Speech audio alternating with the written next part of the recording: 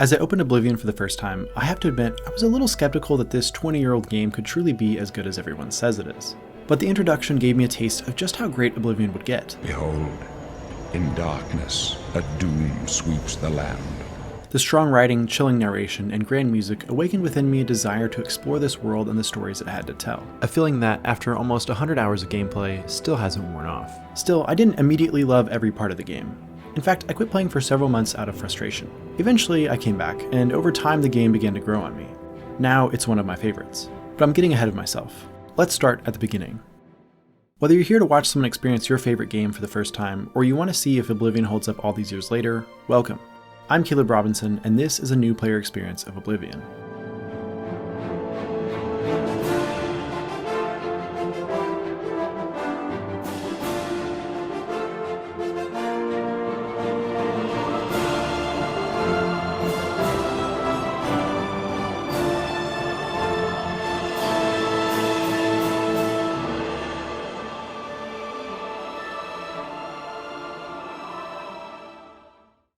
Oblivion starts the same way many Elder Scrolls games do, and so I found my character locked away as a prisoner. Urgent voices approached from the narrow hallways of the stone fortress, and I soon found the Emperor at the door of my cell, fleeing an assassination attempt. His secret escape hatch was in the cell my character was mistakenly put in, which I thought was a fun way to get the playing character involved right from the start. As his bodyguards filed in, the Emperor approached me.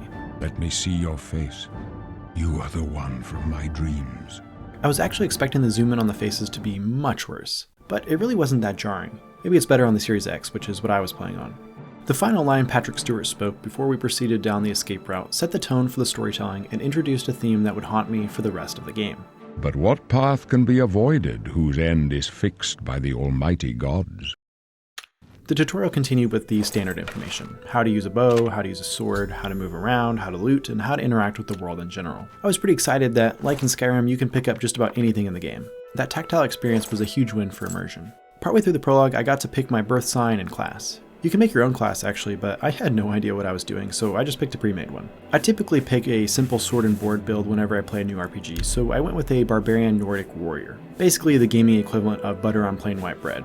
So meet Gargeth, our handsome protagonist who also looks like butter on plain white bread.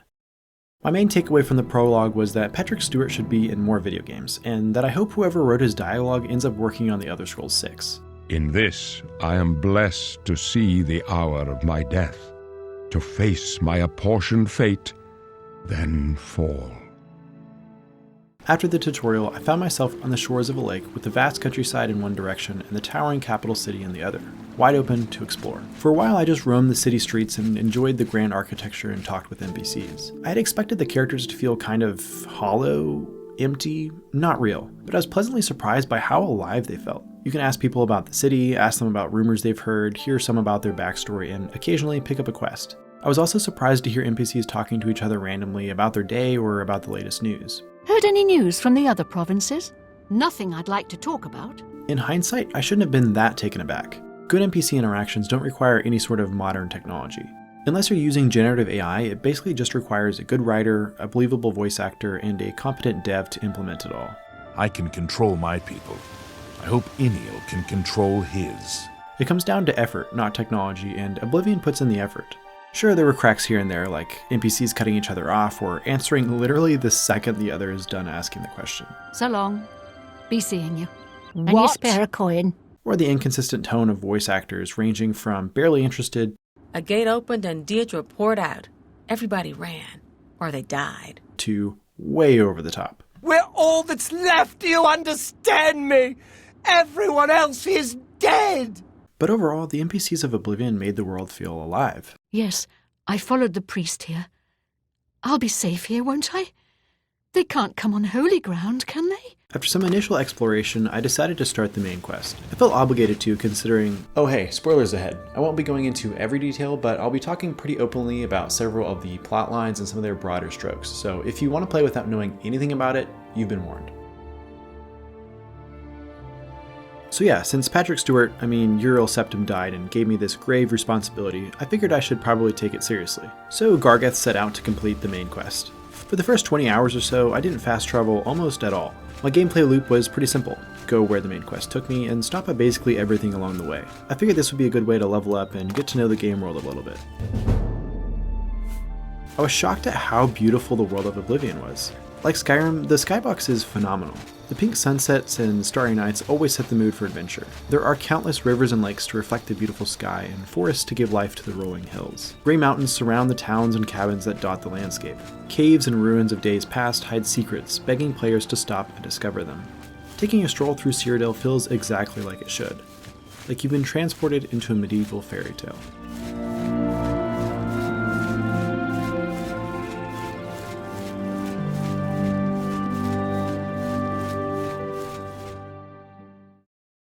Aside from wandering and clearing dungeons, I did a ton of side quests during this time, and I was really impressed by the quality of writing. I wouldn't say any of these early quests blew me away, but they were consistently solid. From the simple quest of the Killing Field where I retook a family's farm which had been overrun by goblins, to a brush with death where I got to rescue a dude from a vivid and dangerous painting world.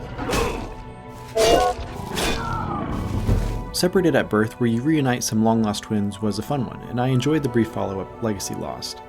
And you're gonna tell him I'm quite capable of besmirching my good name on my own. The Siren's Deception had me breaking up an all-female gang who lured married men to their lair. Okay, girls, we got someone who doesn't want to cooperate. I discovered the interesting Persuasion minigame during A Brotherhood Betrayed, where you have to sniff out who the real vampire in Bruma is and who's the victim. As someone whose speechcraft was still 23 by the time I started maxing other attributes, I quickly discovered the bribe button, which I would utterly abuse the rest of the game. We'll see. How nice. It's just what I wanted. I'll take that. And that will get you something. Probably the weirdest of these early side quests was Paranoia. Over here! This elf named Glarthur had me following random Skingrad residents around because he was convinced they were planning something nefarious. He paid me well, so I just kept following people. Every time they were totally innocent. Even so, Glarthur was so certain that I actually kinda started to believe him. Her house is almost directly across the street from mine, southwest of the Great Chapel. Coincidence? I don't think so.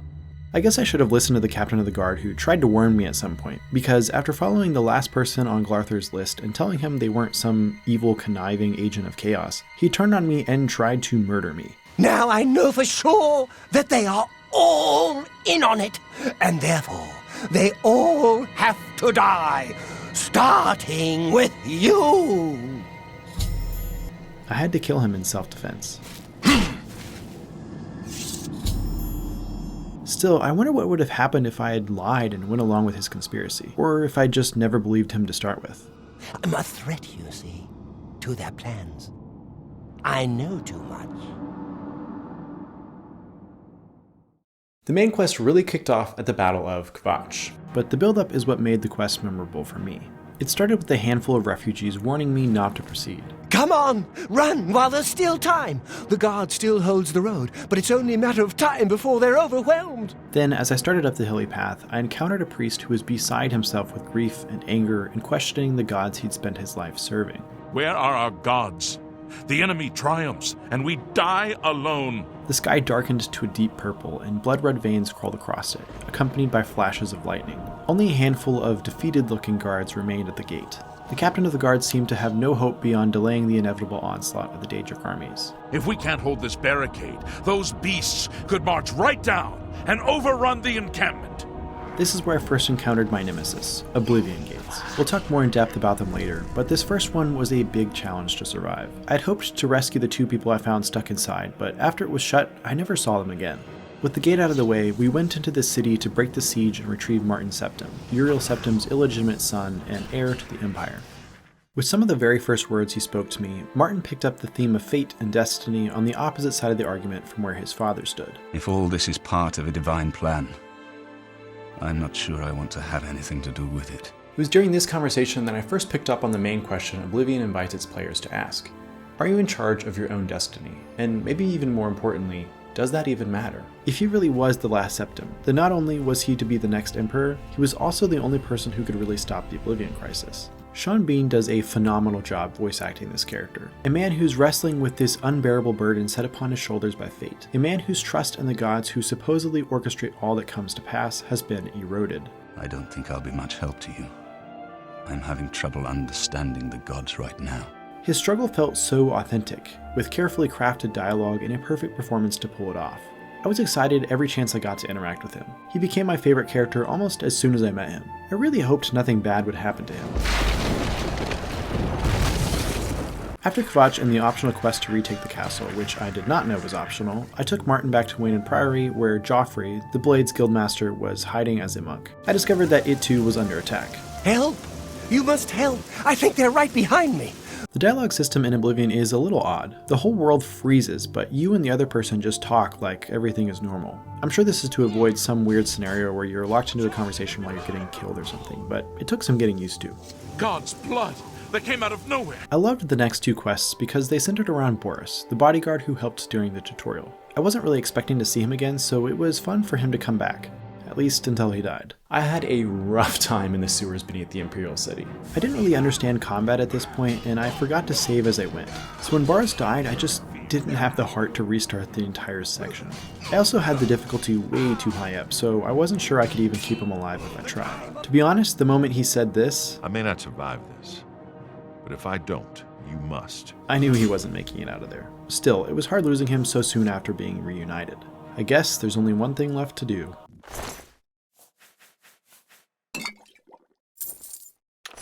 The next few quests involved the Mythic Dawn, the cult behind the rise of the Daedra. Dawn is breaking.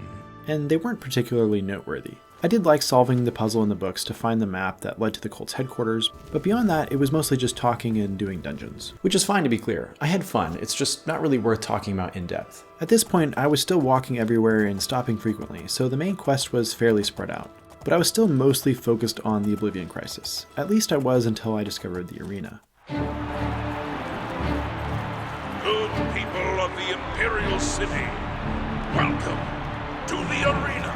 I was originally going to talk about the two guilds I beat before I finished the main quest, the Arena and the Fighters Guild, but this video was getting way too long. I'm hoping to make a second video that talks about all the guilds, some of which I haven't finished yet. That way I can do them justice, since there's a lot to talk about. If that's something you'd be interested in, let me know in the comments and you might consider subscribing. After taking some time to complete the arena, which I absolutely loved, I went back to the main story, stopping here and there for side quests. But somewhere around the quest, Blood of the Daedra, I started playing less and less. It wasn't the main quest's fault. The writing was solid and the gameplay diverse. It definitely wasn't a problem with the side quests or the guilds, and I was enjoying the world quite a bit. The problem was with Oblivion gates. I cannot begin to express how much I hated these things. And when I say hated, I really mean it. I literally stopped playing for several months because of how frustrated I got with these stupid portals. First of all, there is nothing more demoralizing than training up your character, putting on your best gear, and charging into the gates of hell only to get curb stomped by Dobby the elf. These dudes had me spamming health potions and taking short rests every chance I got just to survive. Seriously, tell me why fighting a full Dremora was less of a problem than these undersized, pointy-eared Smeagol's. I thought I would be leveled enough to handle it because of all the side quests I was doing along the way, but that just wasn't the case. It took me forever to clear the gates and retrieve the sigil stones at the top. It felt even longer because of the oppressively gloomy atmosphere and the general unpleasantness of the Plains of Oblivion, which is intentional obviously, and they did an excellent job of making it feel hostile. From the burning sky and the bubbling lava to the creepy flesh containers of the punished and the spiky tentacles constantly seeking to maim you, these dungeons are a reminder of why it matters to stop the threat posed by the Daedra. They're a solid storytelling device, but the quality world building is also a double-edged sword. I hated being inside these gates.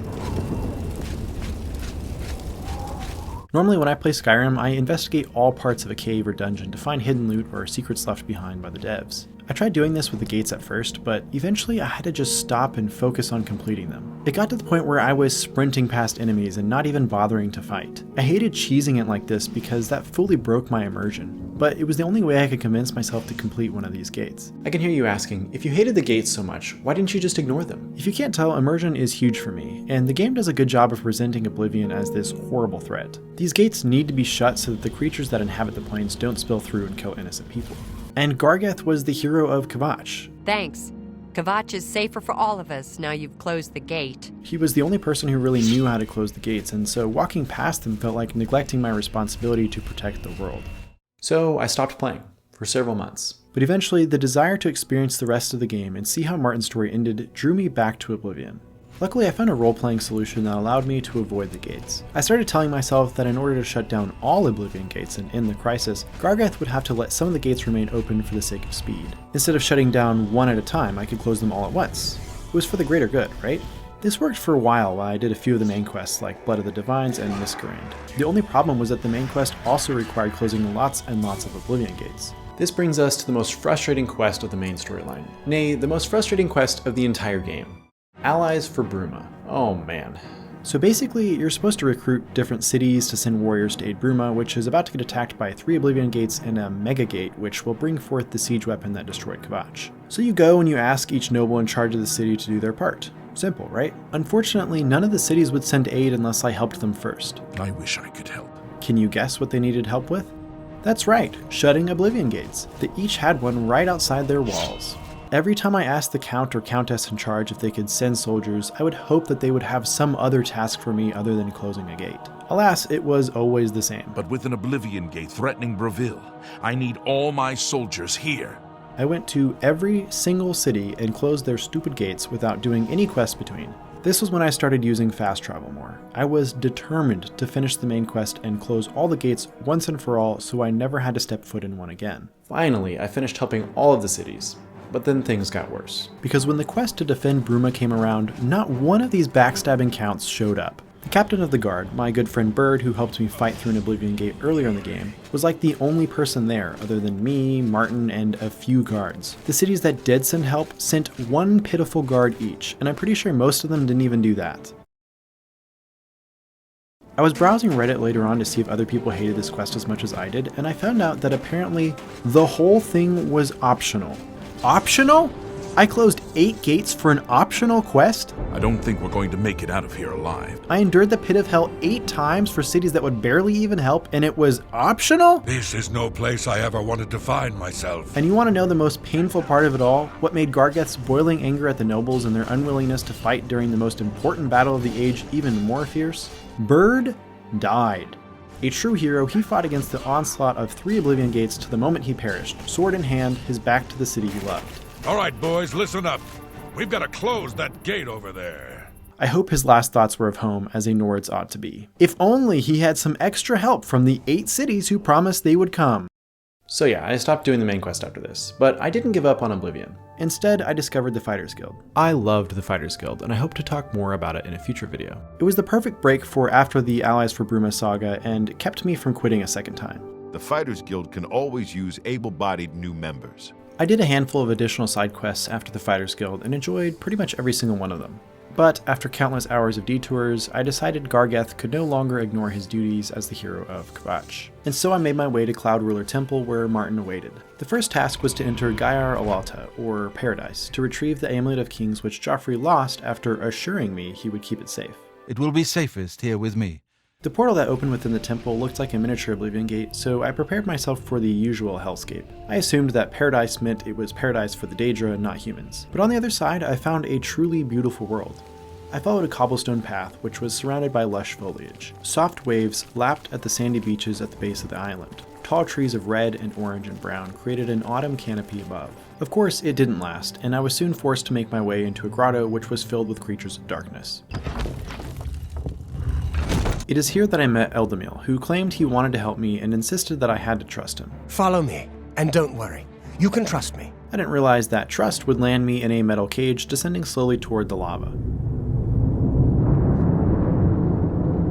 I am not gonna lie, the closer I got to the lava, the more convinced I was that he was actually a bad guy and I'd been totally fooled. Luckily, Eldamil only lowered the gate to convince his superior, and I was soon raised up unscathed. Then we delved deeper into the grotto. Though Eldamil was supposed to be the one leading me through the dungeon, I had to reload my save at least 3 times to keep him alive. Granted, one of them was the result of some very unfortunate timing on my part. I'm beyond fear. Eventually, I came to Karak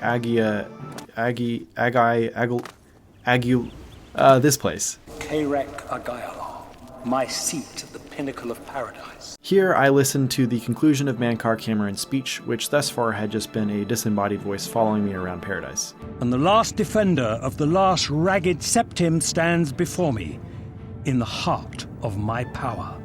He and his followers were super easy to kill, but no matter how quickly I fought them, Eldamil always died. I'm not sure if it's a bug or if the collapse of Karak, the temple. I'm not sure if that signified the destruction of paradise and thus the end of all who are bound to it, but alas, his journey came to an end. Do your worst! Needless to say, Gargeth was despondent upon returning to Cloud Ruler Temple. He was beginning to feel as though every person he encountered was doomed to die. It started with the Emperor, Uriel Septim. Boris continued the trend, Bird established a pattern, and now Eldamil had solidified that pattern into a curse. Were all these men on paths fixed by the almighty gods? Could something have prevented their destruction? Gargeth knew not. The only certainty was that Eldamil's death did not bode well for Martin Septim. Before we get into the final chapter of the journey, I just wanted to thank you for watching this video. These things take me months to make, and knowing that there are people who enjoy them and engage with them is what makes it worth it. If you're interested in video game essays and more content like this, I would greatly appreciate it if you considered subscribing. Thank you again for your time. Let's get back to Oblivion. The last quest that remained was the one I dreaded most, for Martin Septim would have to accompany me to the Imperial City and light the dragon fires. I feared I would lose him just as I had lost the others. But I could delay no longer. Martin's triumphant arrival as the Emperor was cut short as the captain of the guard brought urgent news of a siege upon the Imperial City itself. Chancellor Ocado, the city is under attack. The battle began in earnest, and I did my best to follow Martin around and kill anything that even got close to him. The hope of Tamriel rested upon his shoulders. We entered the Temple District and all hell broke loose. Oblivion spikes stabbed through the stone roads. The sky glowed a tumultuous red and purple.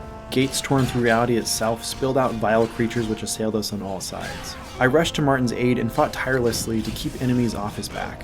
But for every Storm Atronach I slew, 3 more took its place. For every Spider Daedra lying dead, there were 4 more scuttling towards me. I soon lost track of Martin in the chaos. It was all I could do just to stay alive. Guzzling potion after potion, I had to flee my enemies. Then, in the midst of it all, Mehrunes Dagon himself arrived, and what little thread of hope I had left was snapped. Martin and I found each other in the mayhem, but it was clear he too had lost hope. We're too late! Mehrunes Dagon is here! Then Martin thought of a way to save us. Wait, yes. The amulet was given to mortals by Akatosh. It contains his divine power. When he said the words, I know now what I was born to do. I knew what lay ahead. He asked me to trust him, and I did. I trusted that he knew what he was about to try would kill him. I trusted that when he said this was the task he was born to do, that he had made peace with the gods of his previous station. I thought then of the words he had spoken to me right before the Battle of Bruma, which claimed Bird's life. What matters is that we act, that we do what's right when confronted with evil. And so Martin followed through on his words and did what was right. After all, what could be more right than saving all of humanity, even at the cost of your own life? Lead on, my friend. I'm with you. We fled together into the temple, as Mehrunes Dagon tore off the stone roof like it was mere straw and raised his weapon for its final destructive sweep. Martin Septim broke the Amulet of Kings. The sky lit up with supernatural energy. A dragon of radiant golden light sprang from Martin's chest and filled the temple district. There, in the heart of the capital, far above mortals, Mehrunes Dagon and the Avatar of Akatosh did battle.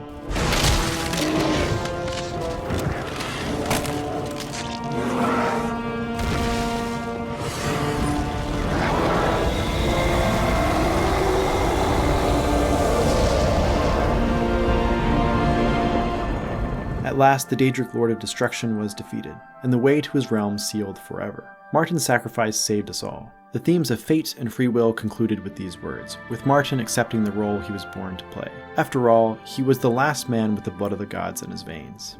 The last of the Septims passes now into history. I go gladly, for I know my sacrifice is not in vain. I take my place with my father, and my father's fathers.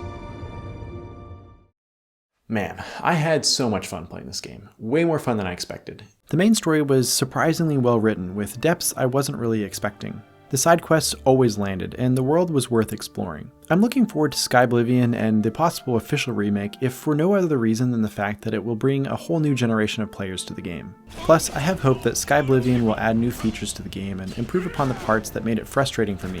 In the meantime, I'm excited to experience the rest of the game and the DLCs. I think anyone who enjoys a good open world and solid storytelling should give Oblivion a try today. If you enjoyed this video, I'd appreciate it if you left a like, and I'd love to hear how your first time experience compared to mine. I have plans for other first time experiences with games like Morrowind and Kingdom Come Deliverance. If you want to see more Oblivion videos and new player experiences with other games, feel free to subscribe and let me know in the comments what you want to see next. I also have a Patreon where I post exclusive content and early releases of my videos. Speaking of which, thank you to my current patrons: Cole Troutman, Euphoria, John Corrigan, Fionn Curran, Michelle Matuszewski, and Thomas Ritz. Thank you again for watching, and I hope to see you in a future video.